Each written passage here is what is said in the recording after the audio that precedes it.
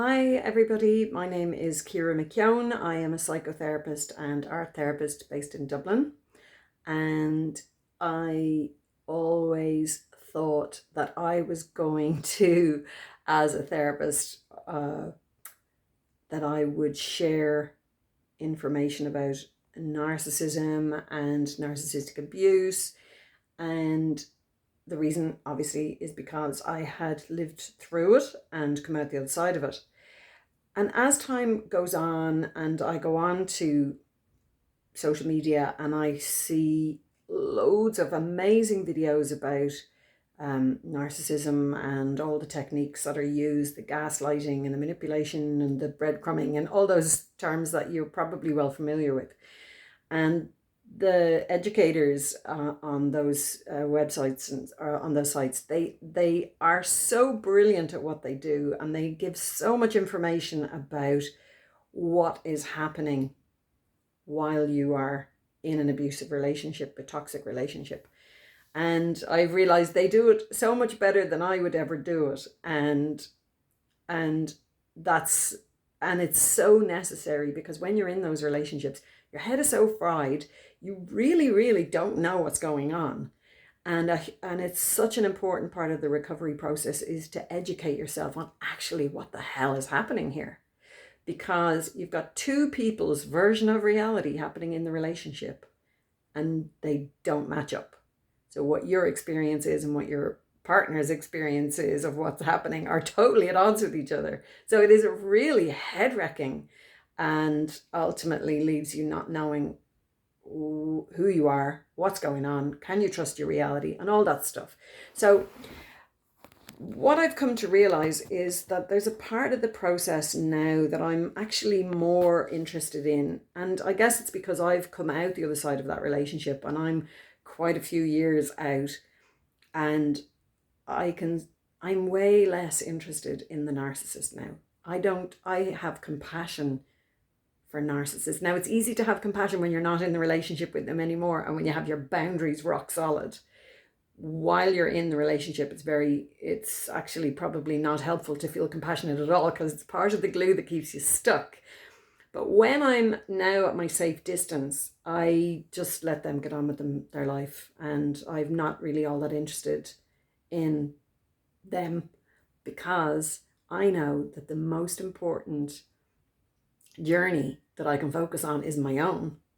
And I really wanted to share that this is the hard part, but the really important part of recovery from narcissistic abuse is, once you've got out of the relationship, and hopefully you'll work with a therapist, because it's very hard to unravel this stuff on your own.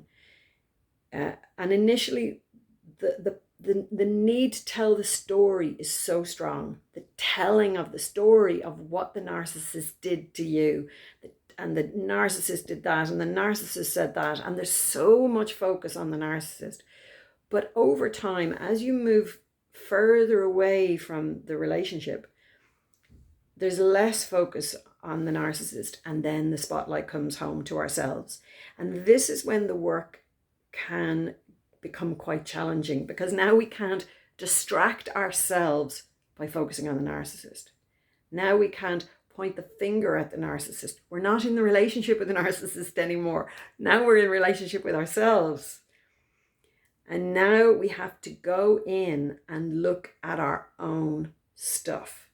And often at this phase, my experience anyway, was landing into this kind of depression. It was like the adrenaline of the relationship had worn off after a few years, and the dopamine hits had worn off, and I was sort of left with the emptiness and the flatness that was in me before I met the narcissist. But while we were in the relationship together, their unconscious stuff and my unconscious stuff was all muddled up together. So it was hard to know who owned what. But now that you're out of the relationship, you're more aware of your own stuff. And this is the childhood stuff. This is the shadow stuff. These are the parts of you that maybe were packed away in childhood because you learned as a child that you weren't going to get your needs met for love and connection if you behaved in certain ways. So you had to close those parts of yourself down, and they get pushed into the shadow, into the unconscious. And so then we're living over in an aspect of ourselves, a part of ourselves, the good, the kind, the shiny part. But that other part of us is necessary.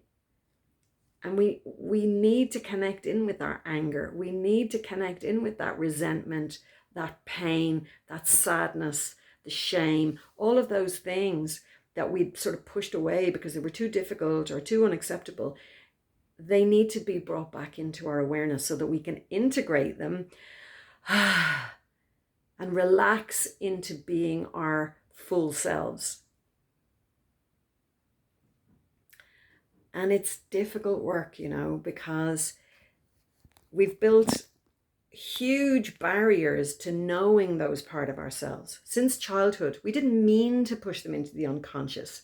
It was our survival it was our survival technique at the time to ensure that we got our needs met. So those defenses against knowing these other aspects of ourselves are very strong. So that's why it's so difficult to do this work on our own, because we're so used to being a certain way, we can't see what we can't see, if you know what I mean. But when we're working with a therapist is sort of looking at us from the outside and can see parts of us that we can't see and reflect that back to us. And it might hurt. It might be painful. Working with a therapist might trigger old stuff. In fact, hopefully it will trigger old stuff, you know, anger coming up and shame and all those painful things that we really couldn't cope with when we were young. But now we're adults, we can cope with it. We do have resources available to us. And with a bit of luck, one of those resources is a really good therapist that we feel safe with and that we can trust them to handle whatever of our truth we unpack. And as we start to come into contact with those deeper, darker, more tricky parts of ourselves, and our therapist doesn't run screaming out the door, we begin to feel like, okay, so maybe it's not that bad. Maybe these aspects of myself that I've had to hide away are actually not so bad. And we begin to come to terms with who we are.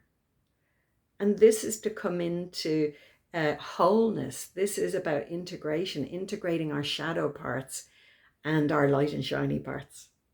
Because if you think of that yin yang symbol, how necessary they are to balance each other out. And that is the same with our shadow parts. Our shadow parts, if we are unaware of them, that's what's driving the bus. That's what's causing us a whole load of problems in our life. And it's coming from this place that we're not even aware of. But once it's out in the open, we can meet it with compassion and kindness and go, oh, look, that's my little jealous streak is kicking in there, or my anxiety is kicking in. And then we can offer ourselves some kindness or some reassurance or some comfort, whatever that might be. Hopefully a healthy coping mechanism. And again, working with a good therapist, if you don't have good, healthy, comforting strategies, work that out with your therapist, because we need comfort in life. We need healthy coping mechanisms, because if we don't have healthy mechanisms in place, we're going to rely on the same old drugs that we've always used, whether that's food, alcohol, internet shopping, porn, whatever your thing is that you've been using to avoid feelings and aspects of yourself. Okay, they've done their job, but at the end of the day, they're not really helping anymore. So it's time to find newer, healthier ways of of comforting yourself when difficult feelings come up. So there you go. This is the journey of awakening after narcissistic abuse. And this is the difficult part, but this is the really, really rewarding and important part. And it is about becoming the true version of you that you've always been, the beautiful version of you that you have always been, worthy of love, worthy of connection, even though you sometimes get angry, or you sometimes feel a bit jealous, or a bit down in the dumps, or you talk too much, whatever it is. When you can accept this is who you are and know, oh yeah, I'm okay, that is how other people will treat you. So, wishing you well on your journey. Lots of love.